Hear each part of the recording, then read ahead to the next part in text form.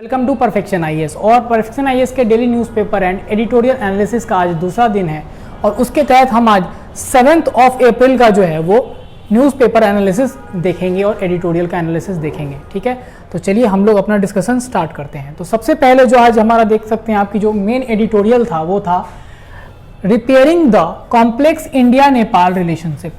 तो India Nepal relationship के बारे में एक एडिटोरियल आया हुआ है और जो टाइटल है वो कह रहा है रिपेयरिंग द कॉम्प्लेक्स। तो यानी कि यहाँ पे दो कीवर्ड्स आपको देखने को मिल रहे हैं, एक तो इंडिया नेपाल का जो रिलेशनशिप है उसमें रिपेयरिंग की ज़रूरत है और दूसरा कि जो रिलेशनशिप है वो थोड़ा कॉम्प्लेक्स है। तो हम लोग इस पूरे पर्टिकुलर एस्पेक्ट को इस एडिटोरियल में डिस्कस करने की कोशिश करेंगे। सबसे पहले जो हमारा मेथोडोलॉजी है उसके अकॉर्डिंग हम लोग क्या देखेंगे कि आखिर ये पर्टिकुलर एडिटोरियल हमारे सिलेबस में कहाँ पे प्लेस हो रहा है। तो यूपीएससी की जब बात करें तो हमारा जीएस पेपर 2 में इंटरनेशनल रिलेशन के अंदर बायलैटरल रिलेशन जो हम लोग करते हैं तो India and it's neighbourhood countries में इंडिया नेपाल रिलेशंस आएगा। और बीपीएससी का जीएस 1 के सेक्शन 2 में हम लोग मेजरली क्या करते हैं, डिस्कस करते हैं इंटरनेशनल रिलेशंस। तो सिलेबस का प्लेसमेंट देखने के बाद और अगर हम लोग को इसका एग्जैक्टली इस पर्टिकुलर एडिटोरियल से हमें क्या चाहिए अपने एग्जामिनेशन के लिए उसको समझना है, तो उसके लिए हम लोग क्या कर सकते हैं, एक एक्सपेक्टेड मेंस का क्वेश्चन देख सकते हैं जो इस पर्टिकुलर एडिटोरियल से या इंडिया नेपाल के ऊपर एक क्वेश्चन जो है वो एक्सपेक्ट किया जा सकता है मेंस में। So the recent meeting between Indian Prime Minister and his Nepalese counterpart has the potential to revive Indo-Nepal relations. Analyze. तो ये कह रहा है कि जो अभी हाल ही में मीटिंग हुई है किसकी, नेपाली प्राइम मिनिस्टर देउबा और Indian prime minister Narendra Modi की, उसके पास ये उस मीटिंग की एक पोटेंशियल ये है कि वो इंडिया और नेपाल के रिलेशनशिप को रिवाइव कर सकता है। और यही आपके एडिटोरियल में भी लिखा है repairing the complex India Nepal relation. तो चलिए हम लोग इस पर्टिकुलर आंसर और एडिटोरियल दोनों को देखने की कोशिश करते हैं। सबसे पहले न्यूज़ में ये इसीलिए था because Nepal prime minister they paid a visit to India और इस दौरान उनका इंडियन प्राइम मिनिस्टर के साथ मीटिंग भी हुआ है। ठीक है, उसके बाद अगर हम लोग मीटिंग्स के हाईलाइट की बात करें तो अगर हम लोग कुछ हाईलाइट्स के बारे में बात करें जो इस मीटिंग्स में किया गया था, तो पहले हम लोग अगर न्यूज़ की बात करें तो सबसे पहले 35 kilometre cross border railway line जो कहाँ, जयनगर, जो कि हमारा कहाँ पे है, बिहार में है, वहां से लेकर कुर्था नेपाल तक के लिए जो है वो इनॉग्रेट कर दिया गया। So this is the first broad gauge passenger train between these two countries. तो ये हमारा पहला हाईलाइट हुआ था इस मीटिंग में। Second important thing is the Indian side handed over the Solu corridor. तो सोलू कॉरिडोर एक्चुअली है क्या, it is a 90 kilometre and 132 kilowatt power transmission line. तो बिजली का लाइन है जो कि डेवलप किया गया था किसके through, Indian line of credit, यानी इंडिया ने इसकी पूरी फाइनेंसिंग की थी और नेपाल में इससे हम लोग क्या कर रहे हैं, बिजली प्रोवाइड करा रहे हैं। By connecting to the country's national grid, the line would assist supply energy to numerous isolated areas in northeastern Nepal. तो नेपाल का जो नॉर्थ ईस्टर्न पार्ट है उन जगहों पे जहाँ पे अभी बिजली की प्रॉब्लम होती थी वहाँ पर हम लोग क्या कर रहे हैं, ये पर्टिकुलर जो हमारा क्या है सोलू कॉरिडोर जो है वो इस चीज़ में हमें हेल्प कर रहा है। उसके बाद अगर बात करें तो Nepal has seen the introduction of India's RuPay card. तो आपको बता दें कि after Bhutan, Singapore and United Arab Emirates, तो 3 कंट्रीज में ऑलरेडी हमारा रुपे कार्ड ऑलरेडी चालू था। अब नेपाल ने भी इस पर्टिकुलर रुपे कार्ड को क्या कर दिया है, स्टार्ट कर दिया है। तो ये जो थे वो क्या थे, ये हाइलाइट्स थे हमारे इस पर्टिकुलर विजिट के। अब हमारे लिए क्या इंपॉर्टेंट है कि जो एडिशनल एस्पेक्ट है इस पर्टिकुलर न्यूज का, दैट इज कि आखिर इंडिया नेपाल का जो रिलेशन है वो आखिर क्यों, क्या हो गया, हाँ, तो इंडिया नेपाल का अगर हम लोग रिलेशनशिप की बात करें तो बेसिकली हम लोग बात करेंगे सबसे पहले एरियाज ऑफ कन्वर्जेंस। कोई भी जब बायलैटरल रिलेशंस हम लोग देखते हैं किसी दो कंट्रीज के बीच में तो हम लोग उसमें दो चीज़ों के ऊपर बात करने की कोशिश करते हैं। सबसे पहला, किन एरियाज में उनका कोऑपरेशन है या कन्वर्जेंस है जहाँ पे दोनों के बीच में अच्छे रिलेशंस है, और फिर हम लोग उन एरियाज के बारे में बात करते हैं जहाँ पर हमारे रिलेशन उस कंट्री के साथ उतने अच्छे नहीं हैं, यानी कि हमारा एरिया ऑफ डाइवर्जेंस या फिर challenges in the relation between India and that particular country. तो इंडिया नेपाल के बीच में भी हम लोग यही डिस्कस करेंगे। तो सबसे पहले जो कन्वर्जेंस वाले एरिया में हिस्टोरिकल एस्पेक्ट अगर देखें तो Nepal is an important neighbour of India and it holds unique relevance in its foreign policy due to centuries of geographic, historical and cultural economic relation. तो इंडिया और नेपाल का आज से नहीं बहुत सालों से क्या रहा है, जोग्राफिक, हिस्टोरिकल, कल्चरल और इकोनॉमिक रिलेशंस। ठीक है, तो इसीलिए इंडिया और नेपाल के बीच में जो है वो कहीं ना कहीं हम लोग क्या मानते हैं कि एक तरह से हम लोग नेचुरल पार्टनर्स भी हैं। हिंदुइज्म की बात करें या बुद्धिज्म की बात करें तो इंडिया और नेपाल में लिंकेजेस हैं, जैसे कि आप जानते हैं गौतम बुद्ध जिनका बर्थ प्लेस जो है लुम्बिनी, वो कहाँ पर है, नेपाल में। बट गौतम बुद्ध को गौतम बुद्ध बनाया कहाँ गया था, इंडिया में। तो इनके बीच में क्या है, कल्चरल लिंकेजेस भी हैं हमारे इंडिया और नेपाल के बीच में। फिर not only do the two nations share an open border, आपको बता दें कि नेपाल के साथ हमारा ओपन बॉर्डर भी है। दैट मीन्स कि प्रॉक्सिमिटी आप देख सकते हैं कि रिलेशनशिप में कन्वर्जेंस इतना है कि हमारा बॉर्डर भी ओपन है और फ्री मूवमेंट ऑफ पीपल भी होता है। साथ साथ एक फेमस कहावत हमारे इंडिया नेपाल के रिलेशन में बोली जाती है, दैट इज रोटी और बेटी का रिश्ता। दैट मीन्स कि इकोनॉमिकली और खासकर मैरिज अलायंस जो है हमारा इंडिया नेपाल के बीच में बहुत ज़्यादा है, इसलिए उस रिलेशन को हम लोग क्या बोलते हैं, रोटी और बेटी का रिश्ता। ठीक है, तो ये हमारे एरियाज ऑफ कन्वर्जेंस में हिस्टोरिकल कॉन्टेक्स्ट को हम लोग अभी देख रहे हैं। उसके बाद इंडिया नेपाल का जो पीस ट्रीटी हुआ था, treaty of peace and friendship of 1950, it serves as the foundation of India Nepal special ties. तो इंडिया और नेपाल का जो स्पेशल रिलेशन है उसका जो फाउंडेशन है वो किस ट्रीटी से हम लोग के पास है, India Nepal treaty of peace and friendship जो 1950 में साइन हुआ था। उसके साथ साथ अगर आपको हम बताएं, खासकर हमारा जो बॉर्डरिंग स्टेट्स है इंडिया का, जो नेपाल के साथ जिनके बॉर्डर लगते हैं, जैसे कि हम लोग बात करें बिहार और यूपी खास करके, तो आपको पता है कि बहुत सारे ऐसे रिवर सिस्टम हैं जो नेपाल में ओरिजिनेट होकर बिहार और यूपी में आते हैं। तो कहीं ना कहीं अगर वो रिवर सिस्टम नेपाल में ओरिजिनेट होकर उनके ऊपर नेपाल कुछ रिस्ट्रिक्शन कभी लगा देगा, तो जो हमारे यहाँ बिहार में पेरेनियल रिवर सिस्टम्स हैं उनके ऊपर प्रॉब्लम हो सकती है। तो कहीं ना कहीं ये भी हमारा एक बहुत अच्छा कन्वर्जेंस का एरिया है कि इंडिया नेपाल के कारण इंडिया में बहुत सारे रिवर सिस्टम पेरेनियल नेचर के बन जाते हैं। इकोनॉमी और ट्रेड में बात करें तो नेपाल का इंडिया जो है वो सबसे बड़ा ट्रेडिंग पार्टनर है।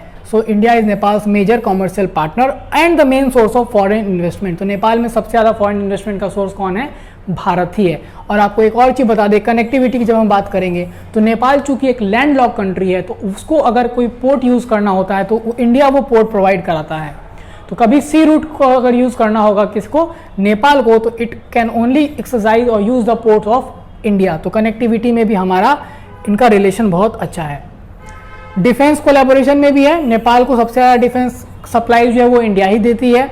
और कल्चरल तो हमने ऑलरेडी अभी डिस्कस किया कि हमारा बुद्धिज़्म हो गया, आपको हिंदुइज्म हो गया, इस चीज़ को लेके आपको बता दें कि नेपाल दो अब वो भी एक सेकुलर कंट्री हो गया, बट 2007-8 तक Nepal was the only Hindu country. तो हिंदुइज्म और से आपको क्या कहते हैं, बुद्धिज़्म में भी इंडिया और नेपाल का कनेक्टिविटी बहुत ज़्यादा लेवल पर है। साथ साथ ह्यूमैनिटेरियन रिलीफ की बात करें तो 2015 का जो अर्थक्वेक आया था उस टाइम पे सबसे पहले जो रिलीफ, इमीडिएट रिलीफ जो था वो फर्स्ट हैंड रिलीफ किसने पहुंचाया था नेपाल को, इंडिया ने। तो उस चीज़ में भी इंडिया और नेपाल का जो एरिया ऑफ कन्वर्जेंस हम लोग को देखने को मिलता है। साथ साथ कुछ मल्टीलैटरल ग्रुपिंग्स हैं हमारे इंडिया और नेपाल के बीच में, जैसे कि BBIN, जिसके ऊपर अभी हाल ही में एक MOU भी साइन हुआ है। That is BBIN stands for Bangladesh, Bhutan, India and Nepal motor vehicle agreement, जिसके तहत क्या होगा कि इन चारों कंट्रीज के बीच में जो कॉमर्शियल और पर्सनल व्हीकल्स हैं वो बिना रिस्ट्रिक्शन के एक मूव कर पाएंगे। साथ साथ हम लोग बिम्स्टेक में भी मेंबर हैं, सार्क के भी हम लोग मेंबर हैं। और अगर हम लोग बात करें तो हम लोग इंडिया और नेपाल जो इन एरियाज में हम लोग क्या करते हैं, मल्टीलैटरल ग्रुपिंग्स में हम लोग जो है अपना जो भी हमारा आइडियोलॉजी है वो हम लोग कॉमनली शेयर करते हैं। लेकिन इंडिया और नेपाल रिलेशन जब हमने आर्टिकल देखा था ऊपर कि इसमें लिखा हुआ है क्या करने की ज़रूरत है, कि रिवैम्प करने की ज़रूरत है। That means there are certain areas which is problematic in India and Nepal relation, so that is the area of divergence. तो कहाँ प्रॉब्लम आ रही है अभी रिलेशंस में, तो सबसे पहली प्रॉब्लम जो है वो China angle, that is China's interference. तो लैंडलॉक कंट्री था तो अभी तक नेपाल कंप्लीटली किस पे डिपेंडेंट था, इंडिया के ऊपर डिपेंडेंट था। लेकिन कुछ सालों में ये देखा जा रहा है, पिछले 5-6 सालों से ये ज़्यादा ऑब्जर्व किया जा रहा है कि नेपाल का झुकाव किसकी तरफ ज़्यादा हो रहा है, चाइना की तरफ, because China is providing cheap credit. तो चीप क्रेडिट उनको मिल रहा है चाइना से। साथ साथ चाइना ने अपने CPEC के through, China Pakistan economic corridor के थ्रू और बेल्ट एंड रोड इनिशिएटिव के थ्रू नेपाल में बहुत सारे डेवलपमेंट्स करने की बात कही है। और वो चीज़ नेपाल को ज़्यादा सही लग रहा है उसके अकॉर्डिंगली, कि वो एक कंट्री के ऊपर टोटली डिपेंडेंट नहीं रहना चाहता है, वो भी अपने ऑप्शंस को एक्सप्लोर कर रहा है। इसलिए चाइना का इंटरफेरेंस इंडिया और नेपाल के रिलेशन में एक बहुत प्रॉब्लमेटिक चीज़ है। दूसरा हम लोग बात करें अगर, तो बॉर्डर का डिस्प्यूट, ये हाल ही में अभी आपको स्टार्ट हुआ था जब नेपाल ने अपना एक नया मैप रिलीज किया था और उसमें कुछ ऐसे पार्ट्स जो कि इंडिया का अपना क्लेम है, इंडिया का सॉवरेन टेरिटरी है, उसको नेपाल ने अपने मैप में क्लेम किया था। जैसे कि काला पानी, लिम्पियाधुरा एंड लिपू लेक जो उत्तराखंड में है, इसको अपने जुरिस्डिक्शन में उन्होंने क्लेम किया था, जिसको इंडिया ने अपोज किया था बहुत स्ट्रिक्टली। सुस्ता जो वेस्ट चंपारण बिहार में है, उसको भी इन्होंने अपने नए मैप में अपने क्या किया था, प्रोक्लेम किया था कि ये नेपाल का टेरिटरी है। इसको इंडिया ने आउटराइटली रिजेक्ट किया था और इसीलिए ये जो हमारा एक डिस्प्यूट है। दूसरा मधेसी इशू। तो मधेसी जो है वो बेसिकली तराई रीजन में रहने वाले जो नेपाली, जो बेसिकली बिहार और यूपी से जाकर वहां पर बसे हैं। तो जब नया संविधान नेपाल ने लागू किया था उस टाइम पे मधेसीज के बहुत सारे ग्रीवेंसेस को उन लोगों ने इग्नोर किया था और अल्टीमेटली मधेसीज के साथ इंडिया की जो है वो सेंटिमेंट जुड़े रहते हैं हमेशा, because they are originally part of India. तो मधेसी इशू को लेकर भी इंडिया ने नेपाल को लेकर कुछ उसके बीच में टसल हुआ था।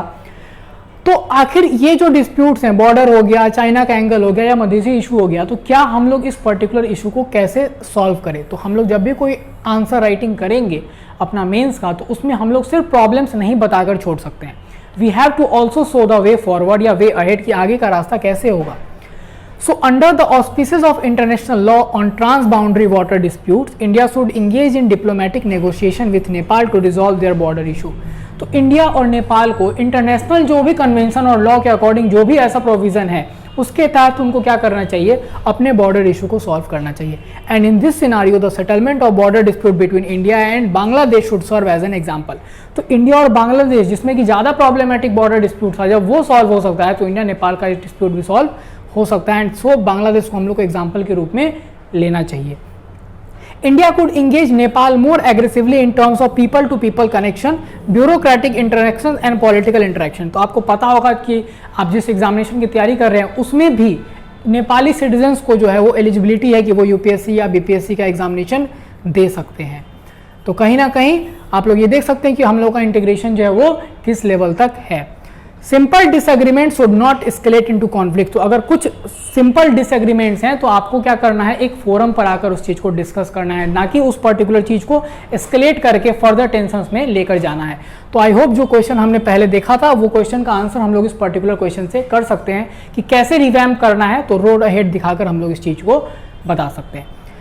तो अगले आर्टिकल पे हम लोग चलते हैं। अगला आर्टिकल है अ candid conversation about the caged parrot. तो केज्ड पैरोट का हिंदी क्या होता है, पिंजरे में बंधा हुआ तोता। तो आखिर ये किसकी बात हो रही है यहाँ पे? तो बेसिकली केज्ड पैरोट जो ये एक रेफरेंस है वो बेसिकली किसके लिए यूज किया गया है यहाँ पर, सीबीआई के लिए, सेंट्रल ब्यूरो ऑफ इन्वेस्टिगेशन। और ये इसका अगर मैं बैकग्राउंड आपको बताऊं तो सीबीआई को केज्ड पैरोट जो है वो और किसी ने नहीं, सुप्रीम कोर्ट ने ही बोला था कि केज्ड पैरोट जो कि अपने मास्टर के वॉइसेस के अकॉर्डिंग काम करता है।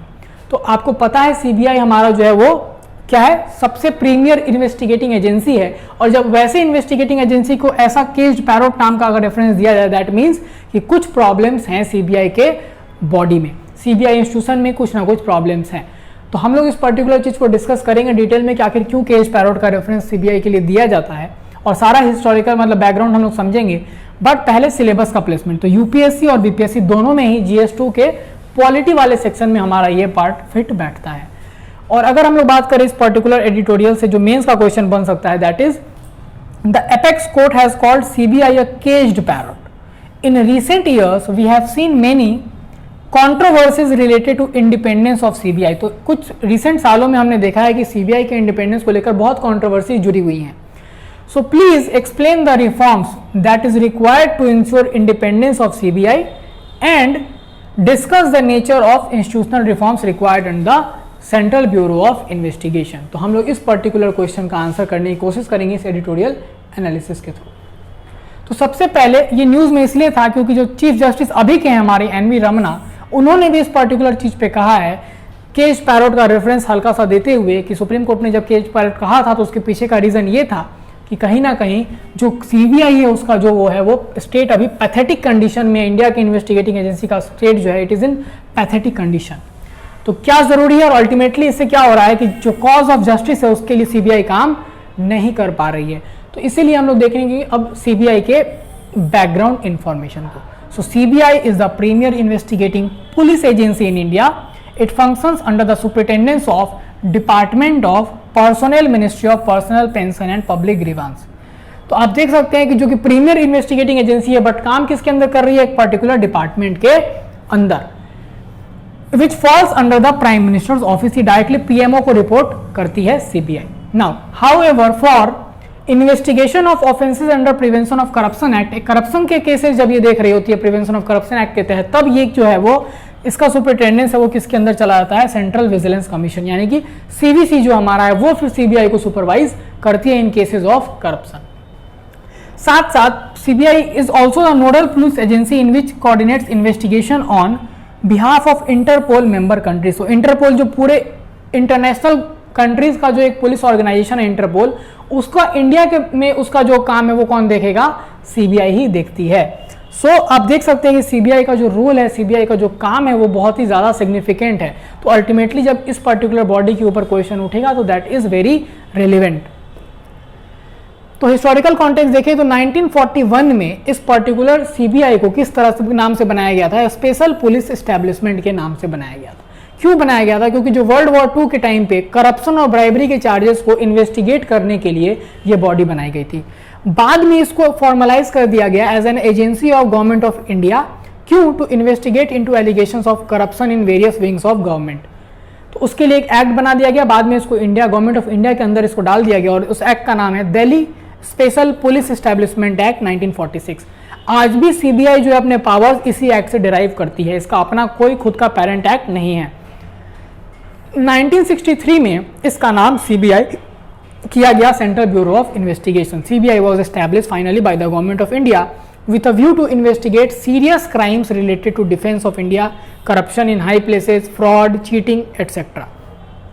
तो सीबीआई जो ऑफिशियल नेम है ये हम लोग 1963 से यूज कर रहे हैं, उसके पहले जो था वो स्पेशल पुलिस एस्टैब्लिशमेंट, जो Delhi special police establishment act है उसके तहत हम लोग इस पर्टिकुलर बॉडी को रन करते थे। इसके बाद बात करें तो आखिर कौन कौन से केसेस सीबीआई देखती है, तो एंटी करप्शन क्राइम्स के केसेस देखेगी, इकोनॉमिक क्राइम देखेगी, फ्रॉड, चीटिंग, स्पेशल क्राइम देखा जाएगा, जैसे कि अगर बहुत ही सीवियर नेचर का कोई क्राइम होता है, जैसे आप सुनते हैं कभी कोई रेप केस ऐसा होता है जो बहुत न्यूज में आता है, तो उन केसेस को भी सीबीआई को सौंप दिया जाता है। फिर suo motu cases, suo motu का मतलब होता है सीबीआई खुद से किन किन केसेस को देख सकती है, खुद से। सुओ मोटो मतलब ऑन इट सेल्फ, तो सिर्फ यूनियन टेरिटरीज के जो केसेस हैं वो सीबीआई खुद से देख सकती है। बाकी अगर उसको स्टेट्स में कोई केस लेना है तो या तो स्टेट्स की परमिशन चाहिए होगी या फिर सुप्रीम कोर्ट या हाई कोर्ट अपने ऑर्डर में बोले कि ये केस सीबीआई को सौंपा जाता है। अदरवाइज स्टेट्स के अंदर सीबीआई डायरेक्टली केसेस नहीं ले सकती है खुद पर, एंड दैट इज वाई कि आप हमेशा देखते हैं कि वेस्ट बंगाल में ममता बनर्जी किसको अपोज करते रहती हैं, सीबीआई को, because CBI can not take suo motu cases in states until and unless supreme court या हाई कोर्ट ये ऑर्डर ना दे दे। दूसरा, अब हम लोग बात करते हैं जो एडिटोरियल में कहा गया कि केज्ड पैरोट क्यों बोला जाता है इनको। केज्ड पैरोट बोलने का रीजन है because it has been always use by the government, जो भी गवर्नमेंट उस टाइम पे सरकार जिसकी रहती है वो अपोजिशन वगैरह के या फिर ऐसा कोई अलाई है जिसको अपने हद तक रखने के लिए गवर्नमेंट जो है इस पर्टिकुलर ऑर्गेनाइजेशन का यूज कर लेती है। सो अपने पर्पस के लिए गवर्नमेंट ऑफ द डे इसको यूज कर रही है। It has been also accused of enormous delays in concluding investigation. तो जिन एरियाज में कभी सपोज सुप्रीम कोर्ट या हाई कोर्ट ने किसी एरिया में बोला कि आप जाइए, तो उन एरियाज में ये जानबूझ के डिले करते हैं अगर वो एरिया जो है वो किसका थोड़ा गवर्नमेंट ओरिएंटेड है।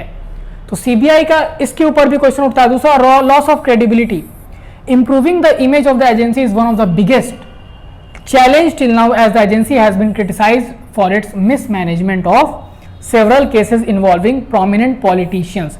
तो आप कभी सुनते होंगे मोस्टली कि जो भी पॉलिटिकल पार्टी सरकार में है उनके पॉलिटिशियन के ऊपर अगर कभी कोई केसेस स्टार्ट होता है तो वो हमेशा मिसमैनेज किया गया है सीबीआई के द्वारा।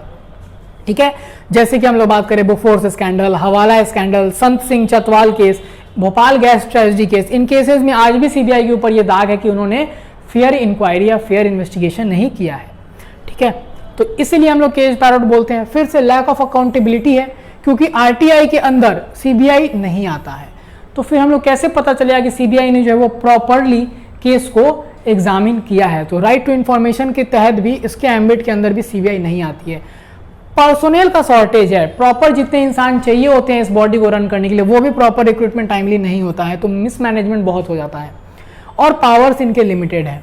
सो the powers and jurisdiction of members of CBI for investigation are subject to consent of the state government. तो जैसा अभी आपने देखा, मैंने आपको बताया जस्ट कि स्टेट गवर्नमेंट का कंसेंट चाहिए होता है, मतलब कि इनके पावर्स क्या है, लिमिटेड है। साथ साथ रिस्ट्रिक्टेड एक्सेस भी है, बहुत सारे ऐसे एरिया हैं जहां पे इनको कोई एक्सेस नहीं मिलेगा इन्वेस्टिगेट करने का। तो ये सारे रीजन हैं जिनके कारण सीबीआई को क्या बोला जा रहा है, केज्ड पैरट। अगेन पिछले एनालिसिस की तरह ही यहाँ पे हम लोग आगे का रास्ता जब तक नहीं बताएंगे हमारा आंसर या डिस्कशन कंप्लीट नहीं होगा। तो what could be the way ahead for CBI. तो सबसे पहले तो सीबीआई को एडमिनिस्ट्रेटिव कंट्रोल से हटाइए, गवर्नमेंट के अंदर से हटा के इसका अपना एक्ट बनाओ और इस एक्ट के अकॉर्डिंग सीबीआई जो है वो काम करेगी, जैसे कि सीवीसी काम करती है, providing statutory status through legislation. Then अगर हम लोग बात करें जैसे कि 24th रिपोर्ट जो है departmental related parliamentary standing committee जो बनी थी, किसके ऊपर, पर्सनल पब्लिक ग्रीवांस के ऊपर, उसने बोला है कुछ सजेशंस उस पर्टिकुलर बॉडी ने दिए थे, जैसे कि स्ट्रेंथनिंग ह्यूमन रिसोर्स, ज़्यादा से ज़्यादा स्ट्रेंथ बढ़ाओ सीबीआई का, better investment in infrastructure facility, infrastructure को अच्छा इंप्रूव करना है, increase financial resource and administrative empowerment with accountability, मतलब अकाउंटेबिलिटी कहीं ना कहीं आरटीआई की ओर हिंट किया हमने, and then give more powers related to union state and concurrent list of the 7th schedule. तो जब तक पावर ज़्यादा नहीं मिलेंगे कहीं ना कहीं सीबीआई जो है वो रिस्ट्रिक्टेड वे में काम करेगी और अल्टीमेटली अपनी पूरी एफिकेसी अचीव नहीं कर पाएगी। So this is how you will answer that particular question कि क्या क्या एक्चुअली क्यों केज्ड पैरट बोला जाता है और फिर क्या हमारा वे अहेड होगा कि सीबीआई में क्या रिफॉर्म्स की जरूरत है आज के डेट में। ठीक है, उसकी तरह हम जैसे कि हमने बात किया कि सेपरेट एक्ट बना दो और इस एक्ट को हटाकर, और एलपी सिंह कमेटी जो एक है, इस पर्टिकुलर कमेटी ने 1978 में रिकमेंड किया भी था enactment of a comprehensive central legislation to remove the deficiency of not having a central investigative agency. तो इसीलिए बात की जा रही है कि हम लोग अगर आपसे पूछे तो प्रीलिम्स में ये इंपॉर्टेंट हो जाता है, आप मेंस में तो इसको रेफर करेंगे ही, प्रीलिम्स में भी इंपॉर्टेंट ये हो जाता है कि एलपी सिंह कमेटी जो है वो किस चीज से रिलेटेड है। ठीक है, और सेकंड एआरसी तो एडमिनिस्ट्रेटिव रिफॉर्म्स कमीशन, जो कि हर पॉलिटिकल चीज़ों से, पॉलिटिक्स के और पॉलिटी के हमारे गवर्नेंस से रिलेटेड सजेशंस देता है, उसने भी ये सजेस्ट किया था 2007 में कि एक नया कानून बनाकर सीबीआई को गवर्न करने की ज़रूरत है। ठीक है, so now moving on to the next article. तो वर्ल्ड हेल्थ डे आज हमारा 7 अप्रैल है और आज हम लोग क्या सेलिब्रेट करते हैं, दो ये आपको इसका स्पेसिफिक कोई आर्टिकल मेंशन नहीं है, but 7 April is celebrated as world health day. तो क्यों हम लोग वर्ल्ड हेल्थ डे मनाते हैं आज के दिन में, तो क्योंकि आज ही के दिन वर्ल्ड हेल्थ ऑर्गेनाइजेशन जो है वो क्या हुआ था, हमारा पहला जो हमारा फाउंडिंग जो है वर्ल्ड हेल्थ ऑर्गेनाइजेशन का वो अप्रैल 7, 1948 को मनाया जाता है। सो बर्थ आज वर्ल्ड हेल्थ ऑर्गेनाइजेशन का जो बेसिकली कह सकते हैं फाउंडिंग डे है वो 7 अप्रैल है, इसीलिए हम लोग इस डे को क्या मनाते हैं, वर्ल्ड हेल्थ डे के नाम से बनाते हैं। सो अगर हम लोग बात करें तो ये डेट जो है अप्रैल 7, it marks the anniversary of founding of WHO and since 1950 जो है वो इस पर्टिकुलर डे को हम लोग क्या चीज़ के नाम से बनाते हैं, वर्ल्ड हेल्थ डे। तो ये एक छोटा सा इंफॉर्मेशन था आपके प्रीलिम्स पॉइंट ऑफ व्यू से कि आज हमारा वर्ल्ड हेल्थ डे है। Now how the UAPA is racking lives. Now what stands for UAPA, ये हमारा अगला एडिटोरियल है। UAPA stands for unlawful activities prevention act. तो कैसे ये परेशान कर रहा है लोगों को, क्योंकि ये एक कानून किस चीज़ से रिलेटेड है, कहीं ना कहीं हमारा टेररिस्ट एक्टिविटीज़ से रिलेटेड है, या फिर आप बात कर सकते हैं मेजरली डिसेंट अगर बहुत हाई लेवल पे जब हो जाता है तो उसको हम लोग इस पर्टिकुलर एक्ट के थ्रू ट्रेड करते हैं। तो UAPA के बारे में हम लोग जानेंगे, पहले सिलेबस देख लेते हैं। तो अगेन इंडियन पॉलिटी, जिसमें कि राइट्स इश्यूज, क्योंकि कहीं ना कहीं UAPA इज अगेंस्ट, ऐसा क्लेम किया जाता है कि फंडामेंटल राइट्स के अगेंस्ट जाता है UAPA का most provisions.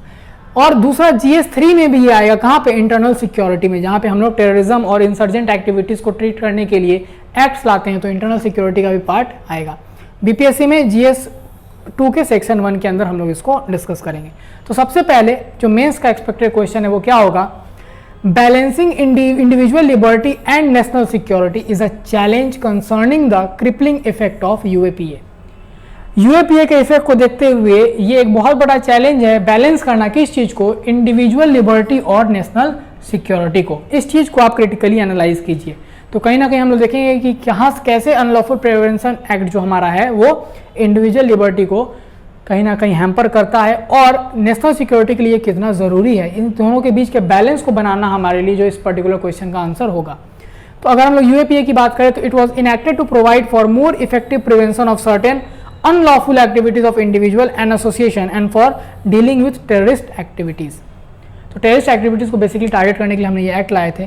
It was amended in the years 2004, 8, 13 and 19 recently to add certain provision. तो इसको अमेंड भी किया गया अभी 4-5 बारी। कुछ इंपॉर्टेंट प्रोविजन देखें तो इंडियन और फॉरेन नेशनल दोनों इसके अंदर चार्ज किए जा सकते हैं। It is applicable even if the offence is committed outside India, तो इंडिया के बाहर भी अगर कोई ऑफेंस कमिट किया जा रहा है तो भी जो है वो ये पर्टिकुलर लॉ एप्लीकेबल होगा। एक chargesheet can be filed in maximum 180 days after the arrest, तो 180 दिन तक, तो ये कहीं ना कहीं एक प्रिवेंटिव डिटेंशन जो आपने पढ़ा था पॉलिटी में, उसके तहत ये प्रिवेंटिव डिटेंशन कानून है, इसमें 180 दिन तक चार्जशीट फाइल किया जा सकता है। यानी कि उस 180 दिन तक आपको अगर वो क्या बोलते हैं उसको आपको नहीं भी प्रोड्यूस किया जाए मजिस्ट्रेट के पास, that is allowed. The investigation has to be completed within 90 days and if not the accused is eligible for default bail, और अगर इन्वेस्टिगेशन 90 दिन के अंदर कंप्लीट नहीं होता है तब जाके अक्यूज को बेल मिल सकता है। और इस पर्टिकुलर एक्ट के अंदर एक स्पेशल कोड बनाया जाता है जो कि ट्रायल्स देखता है। 2019 का अमेंडमेंट की अगर हम लोग बात करें तो यूनियन गवर्नमेंट ने क्या किया है कि अब उसके पास ये पावर आ गया है कि वो इवन किसी इंडिविजुअल को भी टेररिस्ट घोषित कर सकता है। पहले यूएपीए के अंदर इंडिविजुअल को टेररिस्ट घोषित नहीं किया जा सकता था, बट 2019 के अमेंडमेंट के बाद ये इंडिविजुअल को भी टेररिस्ट ऑर्गेनाइजेशन घोषित किया जा सकता है इफ ही कमिट्स और participates in act of terrorism, prepares for terrorism, preparation भी क्राइम है, promotes terrorism and is otherwise involved in the activity, किसी भी तरह से अगर इन्वॉल्व है तो भी उसको ऊपर चार्ज लगाया जा सकता है। इसमें और प्रोविजन क्या है कि अप्रूवल ऑफ डायरेक्टर जनरल का जरूरत है, किस चीज के लिए, फॉर सीजर ऑफ प्रॉपर्टी। अगर इन्वेस्टिगेशन कौन कर रहा है, एनआईए का ऑफिसर, नेशनल इन्वेस्टिगेटिंग एजेंसी के ऑफिसर को भी पावर है इस एक्ट के थ्रू इन्वेस्टिगेट करने का। और जो इंस्पेक्टर रैंक के ऑफिसर्स होते हैं या उससे ऊपर के, वही इन्वेस्टिगेट कर सकते हैं इन केसेस को।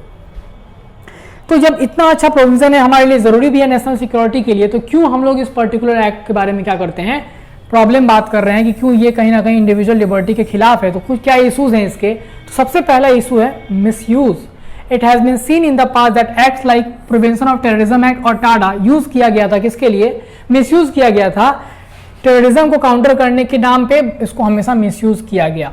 तो कहीं ना कहीं डर ये भी है कि यूएपीए के अंदर के प्रोविजंस को भी मिसयूज किया जा सकता है। और रिसेंटली ये आवाज इसलिए आर्टिकल में भी था कि दिल्ली में जो हमारे उमर खालिद थे उनके खिलाफ जो केस चल रहा है उसके कारण ये जो पर्टिकुलर न्यूज में आया है यूएपीए। फेडरलिज्म, कहीं ना कहीं अगर आप बात करें फेडरलिज्म, तो आप जानते हैं कि पुलिस जो है वो क्या है, वो एक स्टेट सब्जेक्ट है। तो जब पुलिस स्टेट सब्जेक्ट है तो क्यों फिर वहां पे इन्वेस्टिगेटिंग एजेंसी जो है वो सेंटर भेजेगा और वहां पर क्या करेगा, इन्वेस्टिगेट करवाएगा या उनके प्रॉपर्टी अटैच करेगा। तो कहीं ना कहीं फेडरलिज्म के खिलाफ भी इसको माना जाता है। Denial of bail, under section 43D clause 5, bail cannot be granted to a suspect if the court is of the opinion that there are reasonable grounds to believe that the charges are prima facie true। तो bail hearing में ही क्या किया जाएगा, अभी तक आप बाकी किसी भी क्रिमिनल जस्टिस सिस्टम में आप ये नहीं देखेंगे कि बेल के टाइम पे उसको एक्यूज मान को क्या किया जाए, गिल्टी मान लिया जाए। यहाँ पे क्या है कि अगर लगता है जज को कि वो अक्यूज जो है वो शायद गिल्टी हो सकता है तो उसको बेल डिनायल हो जाएगा। तो अगेन इंडिविजुअल लिबर्टी यहाँ पे भी हनन हो रही है। अगेन आखिरी पॉइंट, बर्डन ऑफ प्रूफ, अगर हम यहाँ पे देखें तो बर्डन ऑफ प्रूफ किस पे है, अक्यूज पे है कि जो उसके खिलाफ एलिगेशन लगाया गया है वो गलत है। जनरली जूरिस्प्रूडेंस क्या कहता है कि जब भी किसी के ऊपर इल्जाम लगाया जाएगा तो बर्डन ऑफ प्रूफ किसके ऊपर रहता है, प्रोसिक्यूशन के ऊपर, कि आप प्रूफ कीजिए कि इसने क्राइम किया है। बट इस केस में बर्डन ऑफ प्रूफ किसके ऊपर है, जो अक्यूज है उसके ऊपर है। तो अब हम लोग बात करें कि आखिर इस पर्टिकुलर एक्ट का वे हेड क्या हो सकता है। तो सबसे पहले इसका इंटरप्रिटेशन सही से होना चाहिए। It is a sacrosanct principle of interpretation of penal provision that they must be construed strictly and narrowly. मतलब कैसे कि हम लोगों को क्या करना होगा, सबसे पहले क्या देखना होगा कि इस पर्टिकुलर एक्ट का जो इंटरप्रिटेशन है वो एकदम जूरिस्प्रूडेंस के अकॉर्डिंग हो। तो बेल की बात है तो बेल में वो सारे प्रोविजन लगाइए जो कहीं ना कहीं क्या होंगे, जो बाकी आपके लॉज के ऊपर काम करते हैं। फिर बर्डन ऑफ प्रूफ स्टेट के ऊपर डालना चाहिए, जो कि स्टैंडर्ड केसेस की बात होती है। और कॉम्पनसेशन देने की जरूरत है, अगर किसी के ऊपर चार्ज गलत प्रूव हो जाता है तो उसको प्रॉपर्ली कॉम्पनसेट करने की भी जरूरत है। साथ साथ इसका मिसयूज चेक करने की भी जरूरत है। Arrest should not be made for political vendetta, की पॉलिटिकल ग्रज निकालने के लिए आप अरेस्ट किए जा रहे हो, तो इसलिए मिसयूज जो है वो उसको जो चेक करने की जरूरत है कि अरेस्ट जो है उसका चेक प्रॉपर्ली होना चाहिए। ठीक है, तो ये हमारा था वार्ड एडिटोरियल। अब आज बात करेंगे हम लोग अगले आर्टिकल की, that is reorganising Andhra Pradesh district to match Lok Sabha constituency.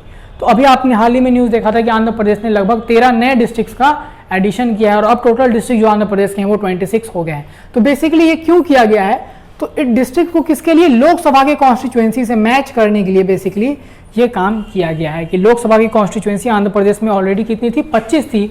तो इसलिए अब वहां पे कितने डिस्ट्रिक्ट कर दिए गए हैं, 26 कर दिए गए हैं। और कहीं ना कहीं जब पोल हुए थे, इलेक्शंस हुआ था, तो ये सीएम आंध्र प्रदेश सीएम ने ऑलरेडी इस पर्टिकुलर चीज को प्रॉमिस किया था कि हम लोग क्या करेंगे, वहाँ पे डिस्ट्रिक्ट्स इंक्रीज कर देंगे। ठीक है, तो नाउ अगर हम लोग कुछ फैक्ट्स की बात करें तो आप यहाँ देख सकते हैं कि जो पहले एवरेज था वो था 13.15 लाख एज पर 2011 सेंसस एक डिस्ट्रिक्ट का पॉपुलेशन, जो कि नेशनल लेवल एवरेज से बहुत ज़्यादा था। अभी के टाइम पे जब 26 हो गए हैं तो क्या हो गया है, आपको ये घट कर हमारा अब आ गया है अराउंड समथिंग 18 के आसपास, 18 लाख के आसपास जो हमारा ये फिगर जो है वो दैट इज 19.07 एग्जैक्ट फिगर हमारा जो है वो हो गया है अब आंध्र प्रदेश में ईच डिस्ट्रिक्ट का एवरेज पॉपुलेशन, जो कि अब नेशनल लेवल के अराउंड माना जा रहा है। तो इसी कारण से हमने डिस्ट्रिक्ट बनाया है। इस पर्टिकुलर न्यूज से आपको बस एक चीज जानने की जरूरत है कि डिस्ट्रिक्ट का फॉर्मेशन जो होता है वो कौन करता है, किसके पास ये पावर है। तो आपको बता दें कि स्टेट्स के अंदर डिस्ट्रिक्ट बनाने का पावर जो है वो स्टेट के पास ही है, यूनियन का इसमें कोई रोल नहीं है। तो आंध्र प्रदेश ने यूनिलैटरली ये डिसीजन लिया है और उन्होंने 13 डिस्ट्रिक्ट और ऐड किए हैं। तो स्टेट कैसे कर सकती है डिस्ट्रिक्ट का फॉर्मेशन, या तो कोई कानून लाकर, या कोई रिजोल्यूशन के थ्रू, या फिर सिंपली गैजेट में निकालकर भी वो लोग डिस्ट्रिक्ट बढ़ा सकते हैं। तो बहुत सिंपल प्रोसीजर होता है डिस्ट्रिक्ट क्रिएशन का स्टेट्स के अंदर। ठीक है, जो भी नए डिस्ट्रिक्ट्स के नाम है वो नाम आप एक बार ही देख लीजिएगा, आपके एग्जामिनेशन पॉइंट ऑफ व्यू से प्रीलिम्स में इंपॉर्टेंट हो सकता है कि कौन कौन से जो डिस्ट्रिक्ट्स हैं वो बनाए हैं, जैसे कि पर्वतीपुरम, मान्यम, अलूरी सीताराम राजू, ये सारे डिस्ट्रिक्ट जो हैं वो नए बनाए गए हैं। Next, budget session to end today. तो ये न्यूज बस इसीलिए इसमें इंक्लूड किया गया है कि आपको पता चल जाए कि आखिर बजट सेशन की जब बात हो रही है, जो अब खत्म हो रहा है आज एक्चुअली पार्लियामेंट का, तो सेशन जो है वो पार्लियामेंट के, इसके बारे में कुछ फैक्ट्स आपको जानने हैं प्रीलिम्स के लिए। सबसे पहले सेशन जो है हमारे यहाँ पे 3 सेशन फिलहाल होते हैं, बट आपको बता दें कि तीनों सेशन का जो नाम है वो तीनों सेशन का नाम कहीं भी मेंशन नहीं है कि 3 सेशन होंगे। कॉन्स्टिट्यूशन में ये नहीं दिया हुआ है, कॉन्स्टिट्यूशन में इट इज नॉट मेंशन कि 3 सेशन होंगे। और फिलहाल जो एक्चुअली 3 सेशन होते हैं वो कौन कौन से सेशन है, तो आपको याद करने के लिए आसान होगा, BMW, बजट, मॉनसून और विंटर सेशन। BMW सेशन हमारा होता है पार्लियामेंट का, तो 3 सेशन होते हैं। कॉन्स्टिट्यूशनल एस्पेक्ट की बात करें तो सेशन बुलाने का पावर जो है वो किसके पास है, प्रेसिडेंट के पास है। तो प्रेसिडेंट जो है वो सेशन बुलाता है अंडर आर्टिकल 85, और प्रेसिडेंट के पास ही पावर है कि सेशन खत्म भी करने का पावर किसके पास है, प्रेसिडेंट के पास ही, अंडर आर्टिकल 85 में ही। तो आपको इतना बस पता होना चाहिए कि 85 के अंदर दिया हुआ है कि सेशन बुलाएगा कौन, प्रेसिडेंट, और खत्म भी कौन करेगा, प्रेसिडेंट, जिसको प्रोरोगेशन बोलते हैं। और एक और चीज कि इसी में एक आर्टिकल ये में मेंशन किया हुआ है कि जो 2 सेशन होंगे इनके बीच का जो मैक्सिमम गैप हो सकता है दैट कैन बी 6 मंथ्स, उससे ज्यादा नहीं हो सकता है।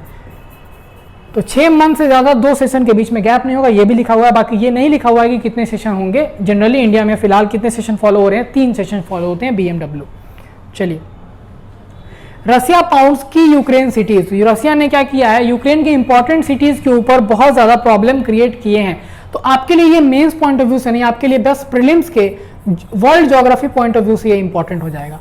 जितने सिटीज के नाम न्यूज में आ रहे हैं, कोई भी सिटी का नाम पूछा जा सकता है आपके एग्जामिनेशन में। तो इसीलिए हम लोग क्या करते हैं यहाँ पे, बेसिकली क्या जरूरी है, आपको सिटीज के नाम जानने जरूरी है। बाकी इस आर्टिकल में एक चीज मेंशन है, that is humanitarian corridor. Humanitarian corridor क्या होता है, ये आपने न्यूज में भी देखा होगा। ह्यूमैनिटेरियन कॉरिडोर क्या होता है, तो ह्यूमैनिटेरियन कॉरिडोर बेसिकली ये होता है कि they are the demilitarised zones in a specific area and for a specific time and both sides of arm conflict agree to them. जब भी 2 कंट्री के बीच में वॉर होगा तो दोनों कंट्री कुछ समय के लिए इस बात के लिए अग्री करते हैं कि जो भी ह्यूमन बींग फंसे हुए हैं उनको वहां से शांतिपूर्वक निकालने के लिए दोनों युद्ध को थोड़े दिन के लिए रोकते हैं, थोड़ा टाइम के लिए, उसको बोलते हैं ह्यूमैनिटेरियन कॉरिडोर्स। और इसी दौरान कुछ इमरजेंसी फूड या मेडिसिन वगैरह आइटम्स जो है वो भी डिलीवर किया जा सकता है। नाउ ये न्यूज से हम लोग क्या कर सकते हैं, बेसिकली मैंने यहाँ पे मैप ऐड किया है आपको यूक्रेन का। तो यूक्रेन के जो इंपॉर्टेंट सिटीज जो न्यूज में रह रहे हैं, आपको उनके बारे में थोड़ा सा लोकेशन देखना जरूरी है। जैसे आप डोनेट्स्क, और हम लोग अगर बात करें डोनेट्स्क का यहाँ पे बात किया हम लोग, उसके बाद हम लोग बात करें आपको लुहांस्क, इन दोनों के कारण ही सबसे पहले लड़ाई स्टार्ट हुई थी। तो इन दोनों का लोकेशन आपके लिए इंपॉर्टेंट हो गया। उसके बाद हम लोग अगर बात करें तो खार्किव का न्यूज सबसे ज्यादा आपने देखा, फिर क्यों आप देख रहे हैं, ये सारे जो भी जगह है, मेलिटोपोलो हो गया, उसके बाद अगर आप बात करें मारियोपोल हो गया, ये सारे न्यूज में आपको रोज ही दिन आपको न्यूज़पेपर में और टेलीविजन चैनल्स पे ये जगह के नाम आते हैं। तो कहीं ना कहीं ये जगह आपके प्रीलिम्स पॉइंट ऑफ व्यू से बहुत इंपॉर्टेंट हो जाता है कि आपको कभी भी पूछ सकता है कि ये पर्टिकुलर जगह था। सेवास्तोपोल, इसका भी नाम सुना था अभी हाल ही में, फिर से कीव के बगल में कल हमने डिस्कस किया था बूचा, वो जगह हमारे लिए इंपॉर्टेंट हो गया। तो ये सारे जगह हैं, चेरनोबिल तो ये भी न्यूज़ में रहा है। तो ये सारे जो प्लेसेस हैं जो कि बहुत न्यूज़ में रहे हैं, तो आपके एग्जामिनेशन पॉइंट ऑफ व्यू से बहुत इंपॉर्टेंट हो जाते हैं, वर्ल्ड ज्योग्राफी का ये पार्ट है। ठीक है, तो आप लोग इस पर्टिकुलर यूक्रेन के मैप को अच्छे से देखेंगे। नाउ तो एडिटोरियल और हमारा न्यूज़ जो एनालिसिस था वो इसके साथ ही खत्म होगा। हम लोग अब क्या करेंगे, हम लोग कुछ क्वेश्चन डिस्कस करेंगे, प्रीलिम्स प्रैक्टिस क्वेश्चन। मेंस के क्वेश्चन तो हमने आर्टिकल के साथ में डिस्कस किए थे, प्रीलिम्स क्वेश्चन कुछ डिस्कस करते हैं। तो कंसीडर द फॉलोइंग स्टेटमेंट, ये ऑलरेडी 2020 में यूपीएससी में पूछा हुआ क्वेश्चन है।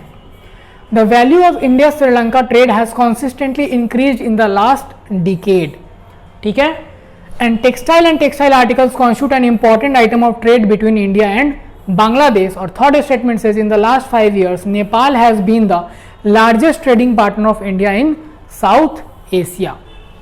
तो ये पर्टिकुलर क्वेश्चन को जब आप देखते हैं तो आप ये बात, इसमें एक ट्रिक आपको समझना है कि जब भी कोई स्टेटमेंट बहुत ही ऑथोरिटेटिव या फिर कह सकते हैं फाइनल वर्ड्स यूज करे, यानी कि एकदम श्योरिटी वाले वर्ड, जैसे कि the value of Indo Sri Lankan trade has consistently increase, ऐसा जनरली नहीं होता है इंटरनेशनल ट्रेड में कि कंसिस्टेंटली कुछ इंक्रीज हो या कंसिस्टेंटली डिक्रीज हो, इसीलिए आप उसी टाइम इन स्टेटमेंट्स को गलत कर सकते हैं।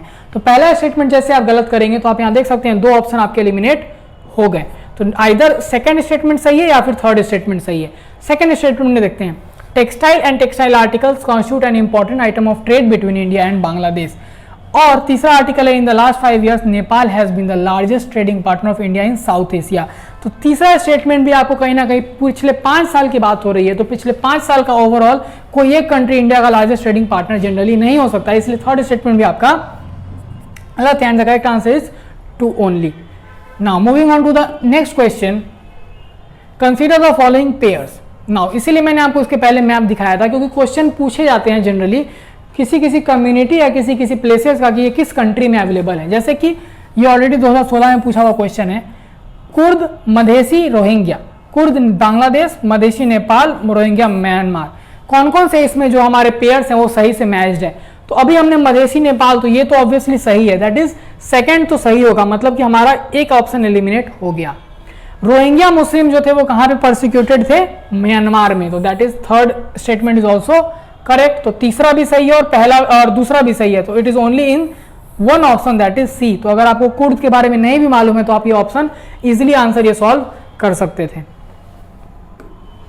Next question, with reference to Lingaraj temple, चूंकि लिंगराज टेम्पल कल आपके न्यूज में भी था परसों, consider the following statements. It is the largest temple in Bhubaneswar constructed by king Jajati Keshari in 10th century and completed by king Lalatendu in 11th century। ये बिल्कुल सही स्टेटमेंट है। Second statement is Lingaraj temple ordinance जो 2020 का है, it was introduce to manage the rituals and other activities of the temple and 8 other associated temples. ये statement भी सही है, क्योंकि यही पर्टिकुलर ऑर्डिनेंस के कारण जो सेंटर है वो क्या कर रही है, उड़ीसा के खिलाफ उन्होंने बेसिकली आवाज उठाई है कि क्योंकि जो लिंगराज टेम्पल है ये एक आर्कियोलॉजिकल साइट में भी आता है, और अल्टीमेटली आर्कियोलॉजिकल साइट के लिए सरकार का अपना एक सेंट्रल का एक्ट है, that is archaeological sites and remains act of 1958। तो सेंटर का ये कहना है कि स्टेट्स के पास पावर नहीं है कि वो लिंगराज टेम्पल को लेकर कोई भी कानून बनाए और उनको रेगुलेट करे। इसीलिए ये दोनों स्टेटमेंट तो सही है, बट ये न्यूज में इसीलिए था बिकॉज इस ऑर्डिनेंस को लेकर टसल है किसके बीच में, centre and state of Odisha. Next question, with reference to electoral bond जो कल हमने डिस्कस किया था, consider the following statements. Electoral bonds are an instrument through which anyone can donate money to political parties. Correct, ये statement हमने कल देखा था कि अब कोई क्राइटेरिया नहीं है, इवन फॉरेन नेशनल्स भी कंट्रीब्यूट कर सकते हैं। दूसरा, it can be bought from any scheduled bank. तो यहां पर आपको पता है कि एनी शेड्यूल्ड बैंक नहीं, सिर्फ और सिर्फ कुछ ब्रांचेस ऑफ एसबीआई के पास पावर है कि वो इलेक्टोरल बॉन्ड इशू कर सके, इसलिए सेकेंड स्टेटमेंट इज रॉन्ग। तो करेक्ट आंसर हो जाएगा आपका 1 only। और लास्ट क्वेश्चन अगर हम देखें आज का, that is the O Henry award is an annual American award given to, किस चीज के लिए दिया जाता है, तो इसका करेक्ट आंसर है short stories of exceptional merit. क्यों ये न्यूज में था, बिकॉज अमर मित्रा के शॉर्ट स्टोरी जिसका नाम था गांव बोरो, विच वॉज 1977 में लिखा गया था, उसको हाल ही में ये अवार्ड दिया गया है, ओ हेनरी अवार्ड, जिसके पुराने विनर्स कौन कौन है, जैसे कि famous name like William Faulkner, Saul Bellow and Raymond Carver. ठीक है, ये अवार्ड जो है वो शॉर्ट स्टोरी जो एक्सेप्शनल मेरिट के होते हैं उनको दिया जाता है, उनके कलेक्शंस को जनरली दिया जाता है। तो आई होप कि आज का हमारा एडिटोरियल और न्यूज़पेपर एनालिसिस